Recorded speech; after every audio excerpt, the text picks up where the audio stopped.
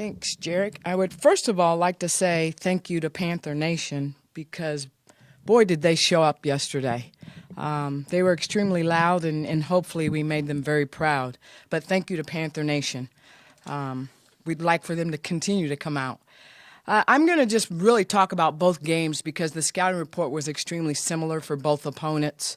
And what we had to be able to do both against Mizzou and Iowa, defensively, we had to get back in transition. We had to limit their points in transition. We had to limit their open threes. And then we had to be able to mix up how we were going to defend their post. Sometimes we would trap with our four. Sometimes we would trap off a guard. But we had to try to keep them off balance. And I thought in both of those games we did a great job of that. And we were able to out-rebound both opponents. Offensively, going in, coming off of the 27 turnovers against Wichita State, we had to take care of the basketball. In both of those games, I think we were 11 and 10. We did a tremendous job of just allowing our offense to come. We didn't force anything. We got a lot of scoring just in the flow of our offense, whether it was out of our break in transition or whether it was in our sets, what we were doing both in our man sets and our zone sets. And you've heard me talk. I couldn't be more proud of the contributions that we're getting off the bench. That is going to continue to be important for us, but the balance that this team has been able to show early on is really a credit to these young women buying into the we factor and not the me factor, and understanding that on any given night is going to be an opportunity for someone else to step up. And you saw that perfectly yesterday. Carly comes in averaging 20 points, and Carly doesn't score, and we win by 20. I think that is a huge credit to these young women and their ability to step up and not caring who's scoring, but just being genuinely happy for each other.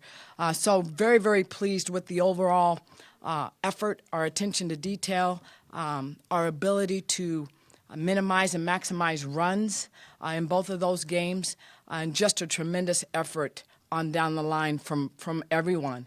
I've talked a little bit about the addition of Christina Cavey and how big of an asset she's been in terms of experience. Just hard-nosed, provides toughness. And she didn't score a lot against Mizzou, but she did get her hand in and secure the steal that allowed us to secure that basketball game. So it's all of those little things that we're talking about. Then Cam Finley comes in and steps up, has 20 points yesterday, and Abby Garretts was terrific off the bench. Bree Gunnels has 11 rebounds. Carly doesn't score but does a great job of just controlling the tempo, not forcing anything. Just extremely pleased with this team and what they were able to do in a short week and a very tough week. Are there any questions? Now, having mentioned how similar you thought the scouting reports were, what did you feel about getting that Mizzou win when it was so close and tough the entire way to then go and face a similar team Sunday and really control things from start to finish? What I really liked in the Mizzou game is I thought we did a good job of controlling the tempo early. And then I thought they came back and kind of stole the momentum in the third quarter.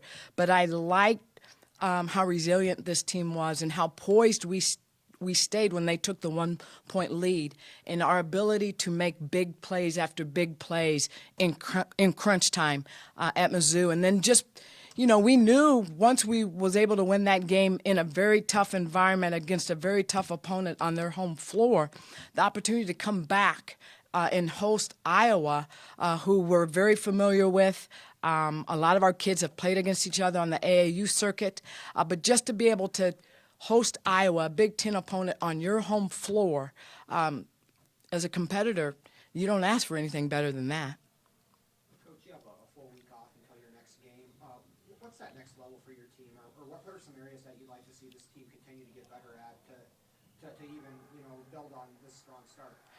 Well, we have to continue to do the little things, come to practice and be hungry, not get bored with doing the little things, which we talk a lot about, continuing to be competitive, and continuing to understand what we want to do on both the offensive and defensive end. But as I told them before the Missouri game and the Iowa game, this game's not going to make or break your season, ladies.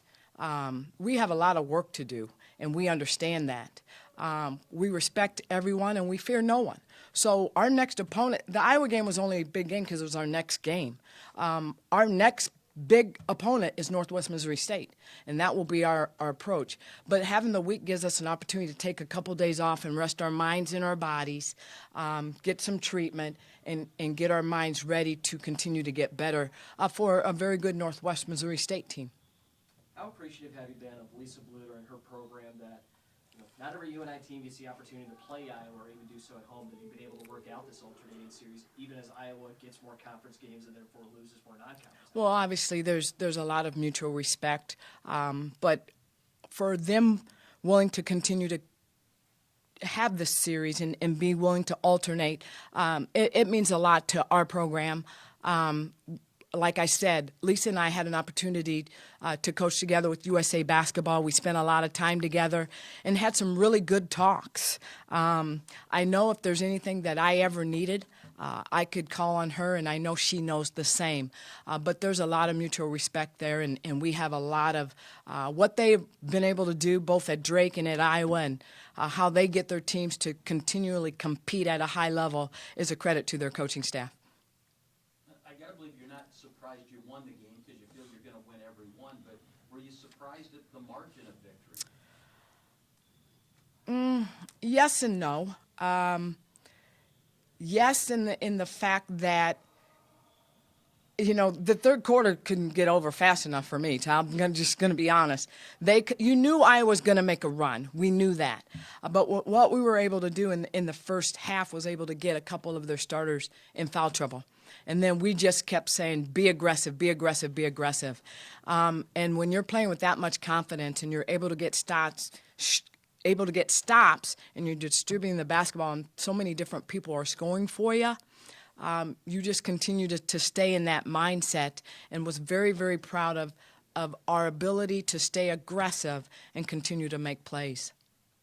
In your time as the head coach, can you remember a better stretch of a week of non-conference in the non-conference part of your schedule where you picked up big back-to-back wins like that?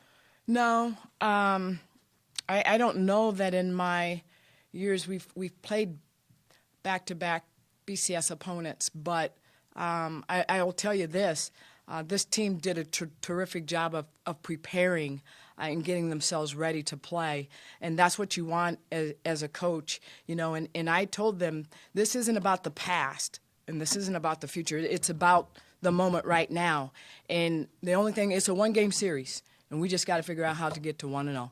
And we were able to do that. Any other questions? Thank you.